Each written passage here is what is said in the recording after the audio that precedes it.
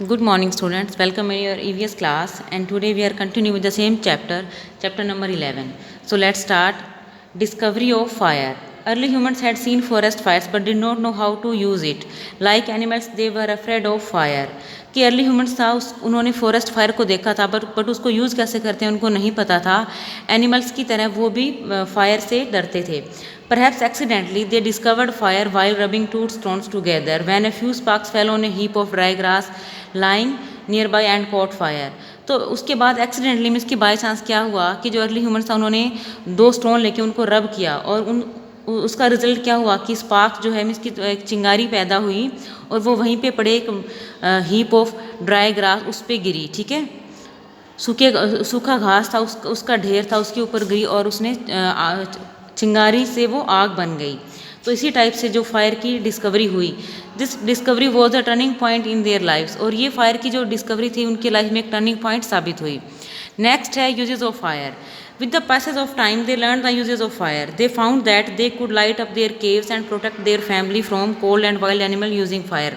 तो टाइम के साथ साथ उन्होंने फायर को यूज़ करना भी सीख लिया.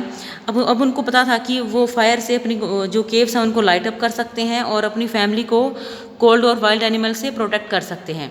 They also came to know that the roasted food was much softer and tastier than raw meat. This was the beginning of cooked food. और अब उन्होंने ये भी सीख लिया कि जो रोस्टेड फूड होता है मीन्स कि जो फूड हम आग में पकाते हैं वो ज़्यादा सॉफ्ट और टेस्टी होता है then raw meat. This was the beginning of cooked food. और यहीं से जो है फूड को पकाने की बिगिनिंग हुई, शुरुआत हुई. They also made bone fire for gathering. और वो कहीं पे गैदर होने के लिए बोन फायर भी यूज़ करते थे. Our next topic is improvement in life. उनकी लाइफ में इम्प्रूवमेंट कैसे हुआ. While living in the caves in the jungle, early humans regularly required to go far off to the river bank for drinking water.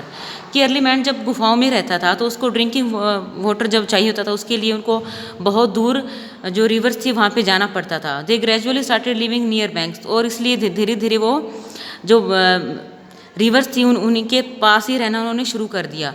Now they could get water easily for various activities. They also knew that all animal came to river bank for drinking water where they could be hunted easily. तो जब वो जो reverse थी वहाँ उनके किनारे रहने लग गए तो उनको जो एक्टिविटीज़ थी वेरियस एक्टिविटीज़ उनके लिए उनको वाटर इजीली अवेलेबल होने लग गया. और इसके साथ साथ उनको ये भी पता था कि जो एनिमल्स हैं वो वहाँ पे पानी पीने के लिए आते हैं नदियों के किनारे और इसलिए उनको हंट करना भी ईजी हो गया. Fish was their main food. और इस प्रकार जो उनका मेन फूड था वो फिश बन गया. Earlier they lived